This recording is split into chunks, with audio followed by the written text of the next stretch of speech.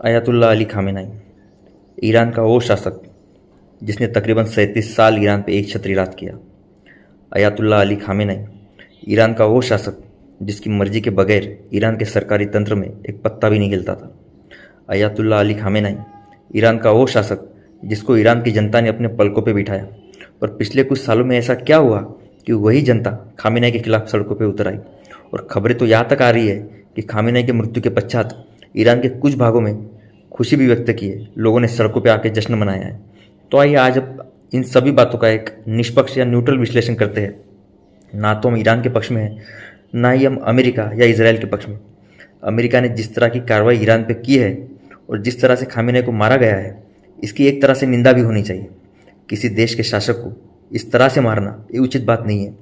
पर ईरान के शासन की भी कुछ गलतियां रही होगी जिसकी वजह से अमेरिका को ये कार्रवाई करनी पड़ी। तो इन सब बातों को हम जानने की कोशिश करते हैं। इस दुश्मनी की शुरुआत होती है ईरान के न्यूक्लियर प्रोग्राम से। ईरान के पूरे न्यूक्लियर प्रोग्राम को जिस तरह से ईरान की सरकार ने हैंडल किया है, ये काफ़ी बचकाना हरकत थी। जब भी कोई देश इस तरह से न्यूक्लियर प्रोग्राम हाथ में लेता है तो उसे आखिरी वक्त तक गोपनीय रखा जाता है।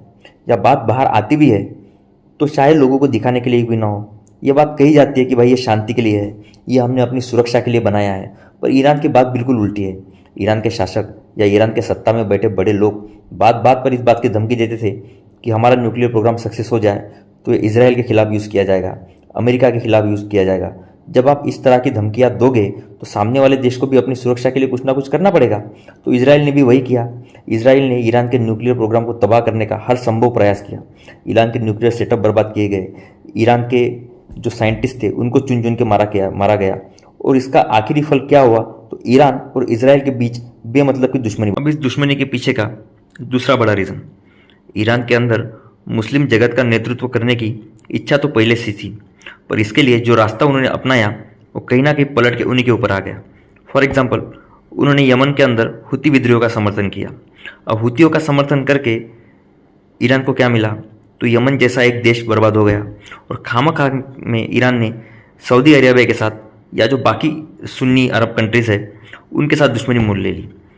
दूसरी बात, ईरान ने लेबनान के अंदर हिजबुल्लाह जैसा एक आतंकवादी संगठन बनाया।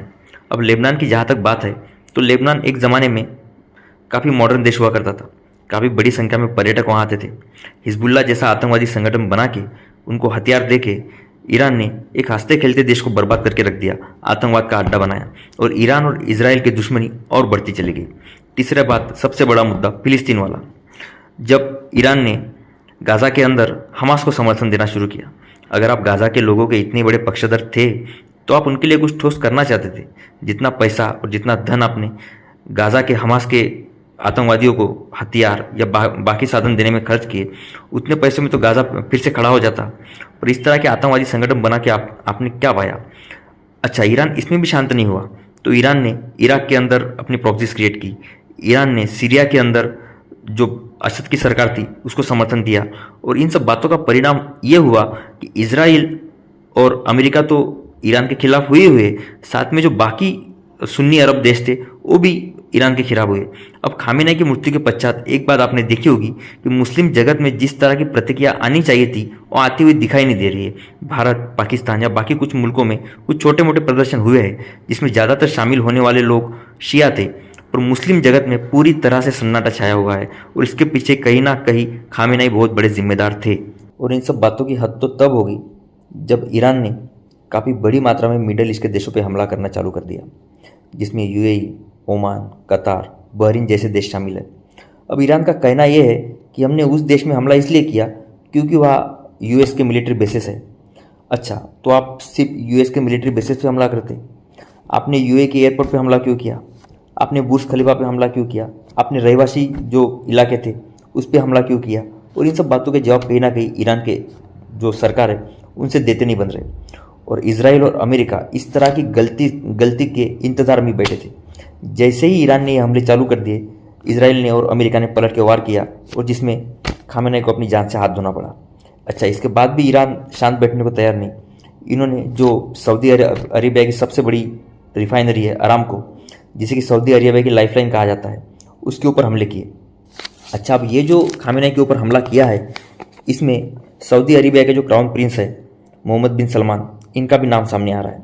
मिडिल ईस्ट के कुछ अखबारों ने खबर भी छापी है कि पिछले कुछ दिनों में डोनाल्ड ट्रंप और एमबीएस के बीच काफ़ी बार बातचीत हुई और एमबीएस ने अमेरिका को उकसाया कि वो खामेनेई की ओर हमला करे। अब आते हैं आखिरी मुद्दे पर, क्या खामेनेई की मृत्यु के बाद ईरान में रिजिम चेंज हो पाएगा? तो नहीं, ईरान में रिजिम चेंज करना इतनी आसान बात नहीं है। भले ही ईरान में एक तबका ऐसा हो जो इस इस्लामिक शासन के खिलाफ हो, पर अंदरूनी ईरान में काफ़ी बड़ी मात्रा में लोग ऐसे भी है जो चाहते हैं कि खामेनेई वाला सिस्टम बना रहे।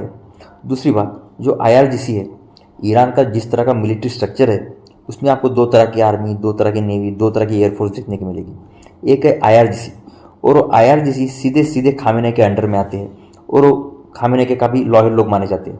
तो जब तक IRGC को ख़त्म नहीं किया जाता या IRGC को अपने पक्ष में नहीं मिलाया जाता, तब तक ईरान में रिजिम चेंज करना इतनी आसान बात नहीं है। तो अब दूसरा मुद्दा ये भी है, क्या अब खामेनेई की मृत्यु के बाद ईरान लड़ेगा? तो बिल्कुल लड़ेगा। ईरान में अभी भी वो क्षमता है कि वो अगले आने वाले कम से कम 6 महीना साल भर तक इस युद्ध को खींच सकता है, और इसमें नुकसान दोनों तरफ से होगा। माना कि अमेरिका इजराइल के पास टेक्नोलॉजी एडवांस है, हथियार एडवांस है, सऊदी अरब के पास पैसा है, जो बाकी मिडिल ईस्ट के कंट्रीज़ है उनके पास पैसा बड़ी मात्रा में है, पर ईरान भी मिलिट्री के मामले में कोई इतना छोटा मुल्क नहीं है। अगर वो चाहे तो इन देशों को काफ़ी बड़ी मात्रा में नुकसान भी पहुंचा सकता है। तो दुनिया का भला इसी में है, दुनिया की भलाई इसी में है कि इस मुद्दे को चर्चा के टेबल पर लाके शांति के मार्ग से निपटाया जाए और जितनी जल्दी हो सकता है इस विवाद को सुलझाया जाए, क्योंकि अगर ये विवाद बहुत लंबा बढ़ता है तो कहीं ना कहीं इसके दुष्परिणाम बाकी दुनिया को भी भुगतने पड़ सकते हैं। जैसे कि ऑयल की प्राइसेस बढ़ जाएगी। अगर मिडिल ईस्ट के अंदर बड़ी मात्रा में हमले होने लग गए तो वहाँ बाहरी मुल्कों से आने वाले बहुत बड़ी मात्रा में प्रवासी मजदूर है, जैसे कि भारत, पाकिस्तान, बांग्लादेश, तो कहीं ना कहीं उनके रोज़गार पे भी इफेक्ट होगा। तो जितनी जल्दी ये मुद्दा सुलझेगा उतनी जल्दी ईरान के लिए, इजराइल, अमेरिका के लिए और बाकी देश के लिए भी ये अच्छा रहे। धन्यवाद।